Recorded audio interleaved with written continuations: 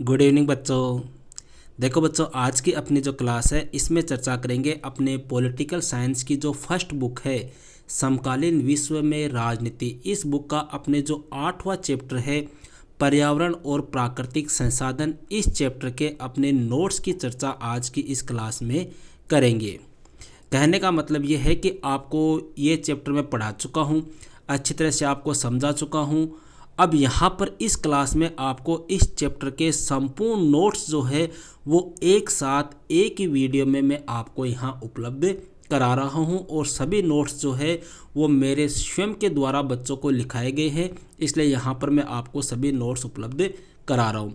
आप चाहे तो इनको कॉपी में नोट कर सकते हैं या फिर अपना जो टेलीग्राम ग्रुप है भैया, अपना MK हिस्ट्री क्लासेज के नाम से, देखो जिस नाम से अपना चैनल है उसी नाम से अपना क्या बना हुआ है, टेलीग्राम ग्रुप बना हुआ है, इस नाम से बना हुआ है। यहाँ पर आपको सभी चैप्टर के नोट्स की PDF, आपकी कक्षा 12 से महत्वपूर्ण कोई इम्पोर्टेंट न्यूज़, आपको मॉडल पेपर, सभी वीडियो, ये भी आपको यहाँ पर उपलब्ध हो जाएंगे। तो यहाँ से आप चाहे तो इसकी PDF प्राप्त कर सकते हो या फिर आप यहाँ से आप कॉपी में इनको नोट कर सकते हो।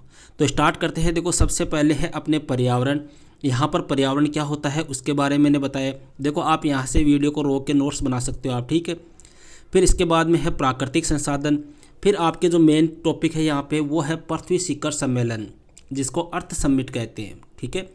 ये कब हुआ था, कहाँ हुआ था, कितने देशों ने भाग लिया था, ये आपको ध्यान रखना है। फिर नेक्स्ट क्वेश्चन बनता भी है यहाँ पर कि वैश्विक राजनीति में पर्यावरण की चिंता क्यों हुई, कोई 2 कारण बताइए। फिर इसके बाद में आपके मेन क्वेश्चन यहाँ से पूछ सकते हैं साझी संपदा क्या है। देखो एक तो क्वेश्चन होता है साझी संपदा क्या है, एक है विश्व की साझी संपदा क्या है। दोनों अलग अलग चीज़ें हैं, दोनों को आपको ध्यान रखना है, दोनों के उदाहरण भी आपको अलग अलग ध्यान रखना है, ठीक है। हालांकि ये मेरा आपको अच्छी तरह समझाया हुआ है। फिर इसके बाद में कई बार छोटा क्वेश्चन पूछ लेते हैं आपको, टिकाऊ विकास किसे कहते हैं, ठीक है।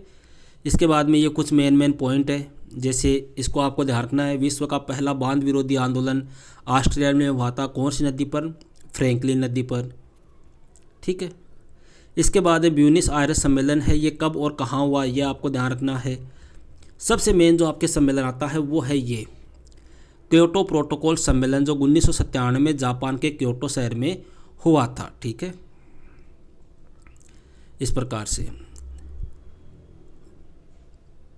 यहाँ पे आपको ये कई बार पूछ लेते हैं पर्यावरण प्रदूषण के कोई 4 कारण, वो उसको दूर करने के 4 उपाय बताइए, तो ये भी आपको थोड़ा सा ध्यान रखना है।